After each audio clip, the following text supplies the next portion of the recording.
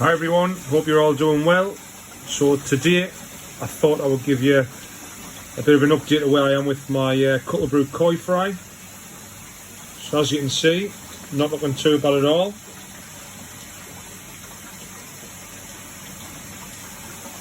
Just about bottomed out all the costia issues I had.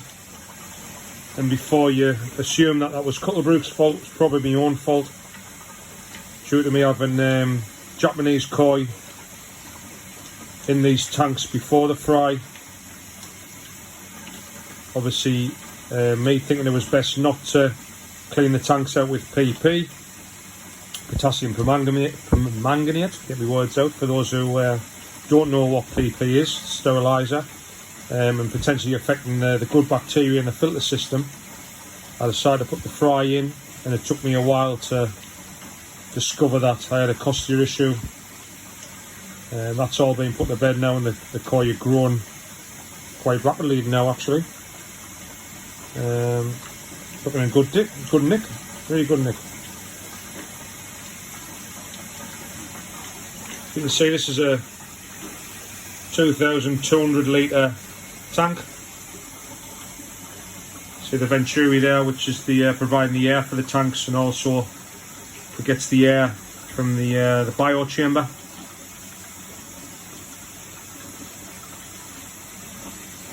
The tank is looking pretty clean, filtered by the Queenie Koi QK 15 drum. Just doing a sterling job with mechanical waste. And the bio side, as I mentioned, is the blue barrel biochamber made by myself. 2 inlets, 1 outlet. So the superfish pump, which runs all the way under there, down the side if you can see it, and up across the top. The reason why I put the additional outlet back into the tank was I didn't want all the pressure mounting back onto the pump through the venturi. So I decided to have like another outlet there, so I'm still getting a decent amount of flow for the air there, but also a little bit of flow coming through there, so it's not putting too much back pressure on the pump. Yeah. You can just about see that, it looks a bit dirty there at the bottom. That's because I just about make out I've got like a plastic mesh over the bottom drain to try and stop the fry going down the bottom drain.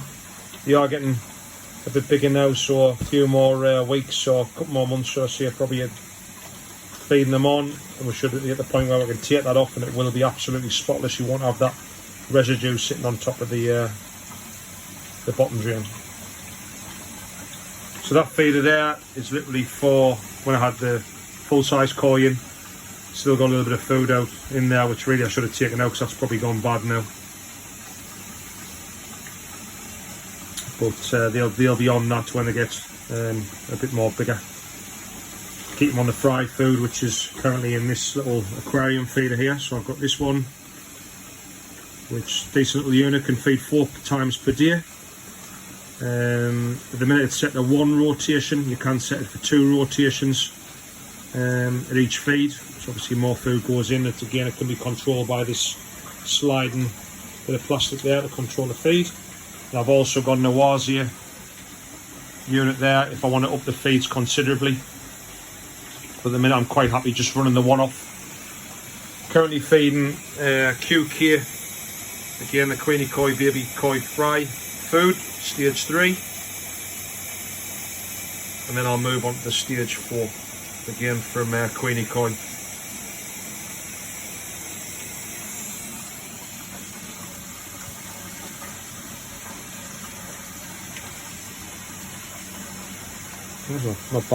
Not bad colours, not bad variation in there. The plan is to sell all these koi. I've literally just done it for a bit of a project, just to see what it's like raising koi from scratch. Hopefully I'll have some decent examples to move on in the spring, maybe summer, when they're big enough to go out. Not looking too bad at all.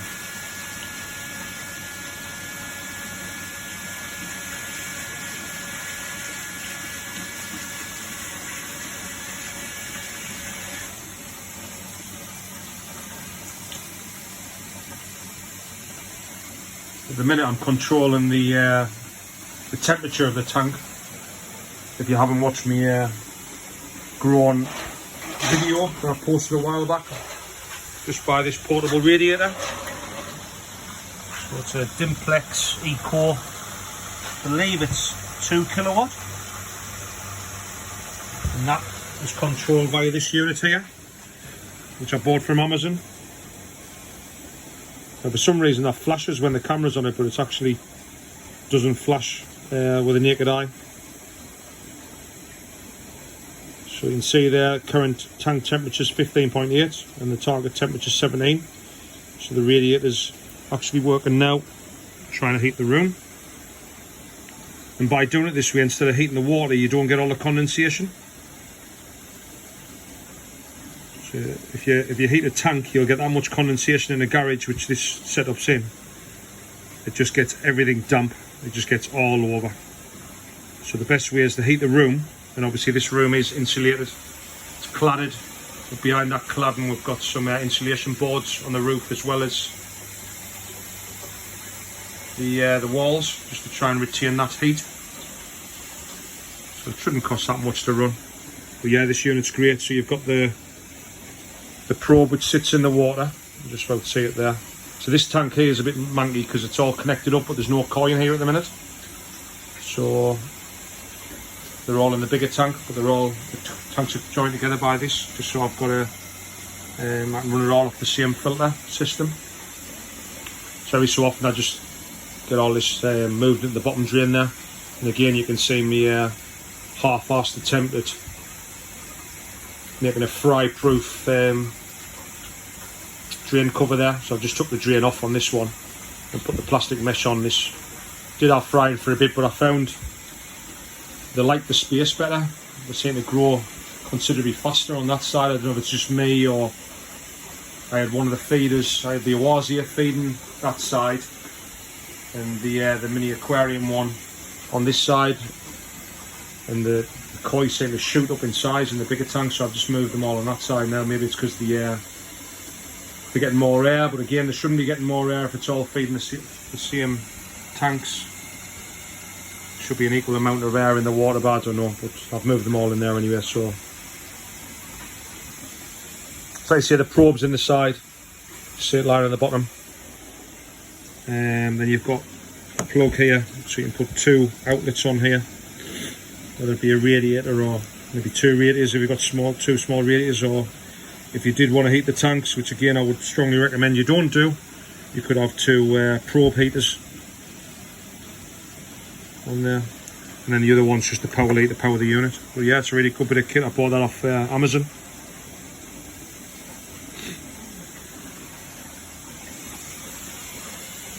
Okay, that's enough. So I'll give you one last look at the fish.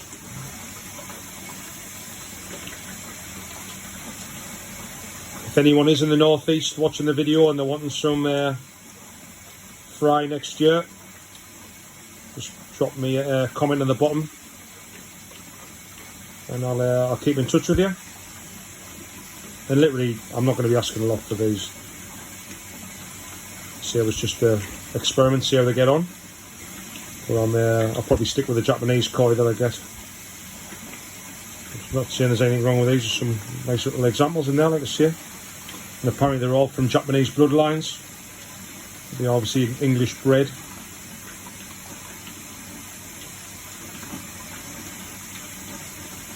Right then guys, that's it from this update. Check out my other videos, and I'll keep you updated with how the fry get on in the coming months. So yeah.